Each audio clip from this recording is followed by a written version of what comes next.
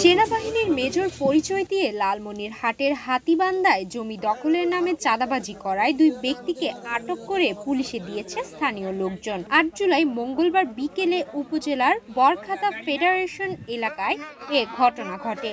আটককৃত দুই ভুয়া মেজর হলেন রংপুরের হাজিরহাটের সাজু আহমেদ ও তারাগঞ্জের মাহমুদ।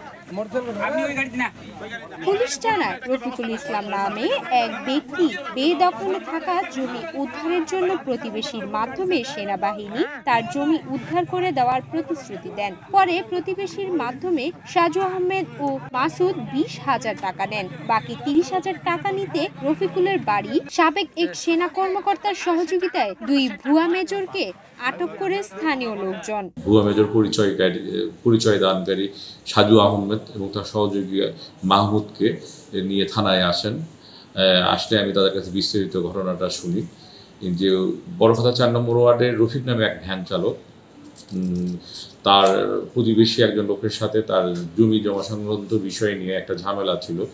তার প্রতিবেশী তার একটা জায়গা নাকি জবরদখল করে রাখছে, সেই জায়গাটা মূলত উদ্ধারের তার প্রয়োজন ছিল। এই প্রয়োজনেই মূলত এই ভুয়া মেজর পরিচয় দানকারী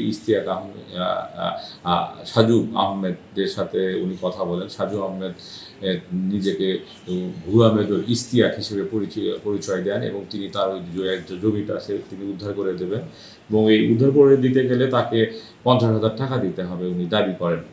তখন আজ থেকে ৭ দিন আগে এই ভুয়া মেজরকে ভ্যান চালক রফিক সে ২০,০০০ টাকা দেয় এবং পরবর্তীতে আজকে সে বাকি ৩০,০০০ টাকা নেওয়ার জন্য রফিকের বাড়িতে আসে। নিজেকে মেজর পরিচয় দিয়ে টাকা দাবি করেন, কিন্তু এর সপক্ষে তারা দুজন কোনো পরিচয়পত্র দেখাতে পারেননি। যখন শুনলাম যে একজন সেনাবাহিনীর পরিচয় দাতা একদিন হুকআপ করতো, ধরা পড়ছে, আমি ঘটনাস্থলে আসি, তাকে পাইলাম এবং আমাকে যে কথা বলছিল এর আগে যে আমি রংপুর সেনাবাহিনীতে বলছি আপনি ওই জমিটার সঙ্গে কি জানেন, তাই বলছি জমিটা বাড়ি দিয়ে আসলো, ঠিক আছে।